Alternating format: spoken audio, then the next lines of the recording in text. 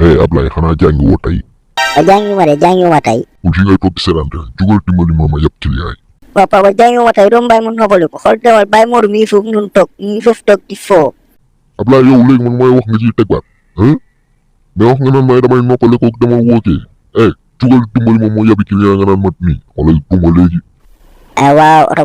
bu ndaw la foo jëm Caaroy Sicap Mbao Pikine Kër Massar foo bëgg rek day dem mineur du fay ku rafet du fay ku ñaaw rek ay fay ku ñaaw day fay paas da koy yokku waaye ku rafet boo moolee doo fay mineur du fay dara foo jëm mineur bu jigéen du fay mineur bi woot lay faw dara woot day fay maire dañuy fay ku mool du fay ku ñaaw mooy fay ay waay foo yëpp.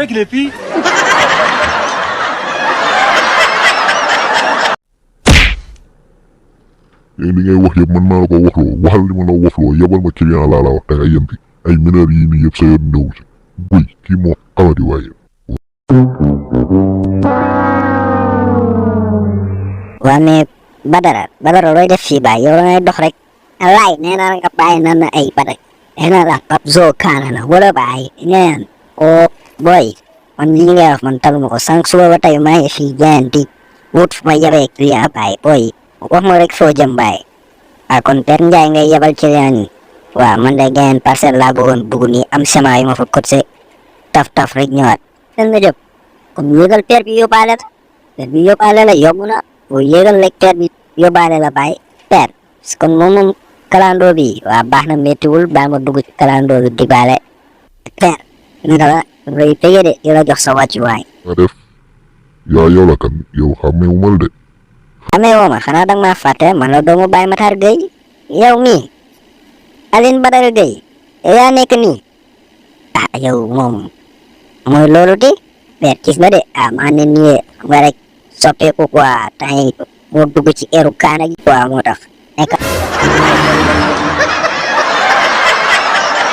kal nit laa la wax booy duma sa morom nga naan ma ay dama dugg ci eeru kaana gi waaye yow yaa ngi juddu barki démb bu juddoo sama kanam naan ma ay damay dugg ci eeru kaana beeg yooyu wala ma sa morom de lii yëpp waxoon naa ko sa baay bi muy dugal lay daara laa ko ne loolu dugalaale mu topp nasaraan ji rek léegi xoolal ni nga soppeekoo rek yàgg say verre ngay mel ni parapluie camion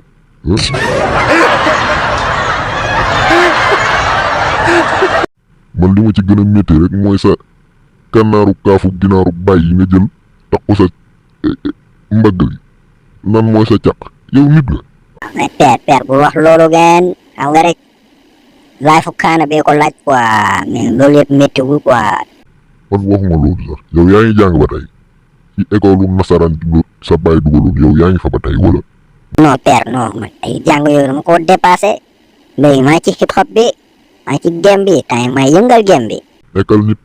luy hip hop nga ne yow hip hop ngay liggéey hip hop moom ban façon métier la. te loolu li am solo comme que yaa ngi liggéey rek waaw moo ci ëpp solo comme que sa bàyyi fexeen nu nga dugalee nga wuti métier yi gannaaw bàyyi nga jàng waaw loolu moom am na solo moo gën a am solo taxawaalu gi. Père nag yéen a ngeen xaw a yàgg quoi hip hop lañ naan rap quoi da may rap quoi. am solo waaye kii mooy yabaate waay yow nga naan hip hop moo foog ni yaa ngi liggéey lu am solo nga naan ma rap mooy sa liggéey kii moo ñàkk fayda. Père bu ma mbéyaat nag waaye Père nag yow xanaa rap lu liggéey nag Père. génnal oto booy jugal génn oto bi balaa ma laa nokkaat booy génnal oto bi laa la wax. Père man dama laa fay sama xaalis de dañuy dem ba parcelle mu soog a wàcce. booy génnal oto bi balaa ma laa lekk booy génnal oto bi balaa ma laa lekk woo. génn daw sax balaa ma rey ci oto bi.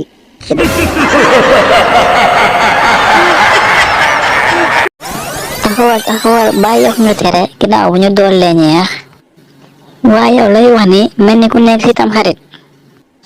yow nga waa waxee foofu dama ne pour suñu seetaanee vidéo ba pare nañ abonné te bës cloche de notification bi nga xamante ne yeneen vidéo si ñëw ñu ko njëkk a seetaan kon gars yokk ci dara dool ñeex amul ragal waay